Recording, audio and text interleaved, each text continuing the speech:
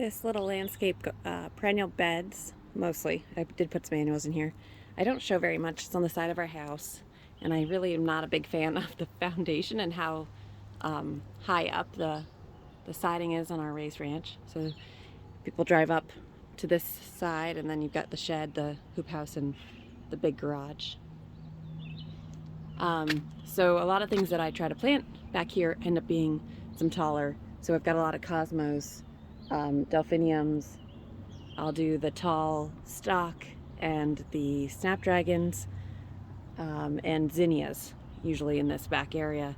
And then I've got some shrubs and a couple of blueberry bushes right here in the corner. I've got some irises, and these lupin are doing absolutely amazing. I had put some lupin seed down last year. I think I only had a couple. And what I did is I just broke the stalk off at the end of the season and laid it down right here. And you'll see that seemed to be pretty successful. I do have some of the yarrow that I started from seed that I added in here. Cosmos that kind of seeded itself all over. I keep on moving some of this cosmos that's out here because it will just get too tall and fall over to the back of this bed. I put some stock here, more yarrow, another volunteer cosmos right there. And then this is an ageratum that I grew from seed, so I put a whole row of ageratum here. I think that'll look really nice. Last year I think I did lobelia, but I didn't plant any this year. There's a larkspur that I planted from seed this year. Those took forever to germinate. More yarrow.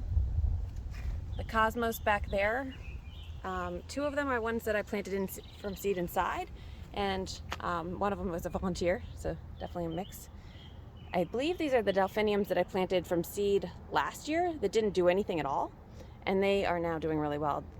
There's a few perennial flowers that takes a few years before they even will flower. Our blueberry bushes didn't do very well here, and I may actually pull them out in the fall and move them, so something to watch. And then I put this butterfly bush here because I didn't know what I wanted to do with it yet, so it's kind of a placeholder for it. Put some yarrow in the back here on this bed. You can see this next tier. A bleeding heart I bought, and a bunch of stock for cut flowers, but I may just let them actually bloom here. I'm not sure if I will actually cut them, because I do have a whole bunch in the cut flower bed row. I added some cosmos in the back to try to cover this really ugly wall, and I always forget the name of this one, but it is just starting to open. So if you remember, I think it's in the columbine family, but I bought it 2 years ago, I think, so we'll see. These should be glads, but they don't do very well, so I need to move them over to the other garden. So I keep forgetting to do that. The Snapdragon, we're in zone 5B, but I think because it's by the house, we had a cold winter, but the house probably protected it, so a couple of them actually came back. So I'm interested to see how well they do, but I'm going to be adding a whole bunch more Snapdragons in this area, and then probably zinnias in this back little pocket here. And I added some of the cosmos I planted in the house here from seed. Again, I didn't know where to put the rhubarb, so I started rhubarb from seed. I was having a hard time finding rhubarb plants, which is kind of silly because most people will split them, so I might put some messages up on the community boards again. But those, we'll see how they do there. Some yarrow from seed in the back. The clematis is 2 years old here. And I'll let the clematis, I may add some lattice in the back, this area, for it to climb, but I'll actually want to keep it lower because of the window, and I don't want it to get into the siding. This is like rabbit's ear or rabbit's foot or something, I can't remember. But they remind me of forget-me-nots, which I do love. And a part shade, I believe, flower. So this is a great spot for it because this gets only morning sun. Another lupin volunteer on some more ageratum. Another lupin. This one looks like it's going to be a white one. And there's some yarrow that I planted back there, and some more cosmos. Some lavender here. It's just budding. Some oregano that came back. We'll see how it does. Sometimes it goes right to seed. Second year. So ageratum, another delphinium, I believe. And the chives.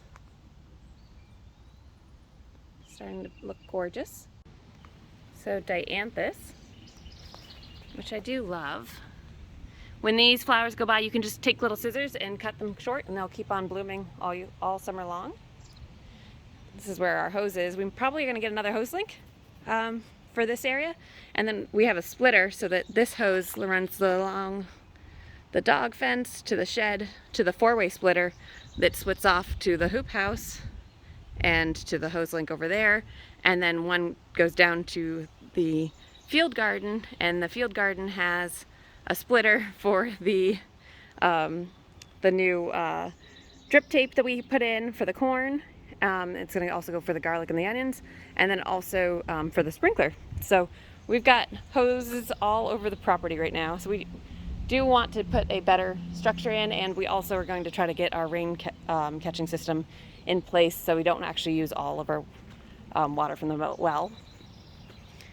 Another Snapdragon that came back from last year that I'd grown from seed, and this is an astilbe, and the astilbe is a great part shade plant, kind of will bush around, and the azalea is blooming, and then I put some ageratum.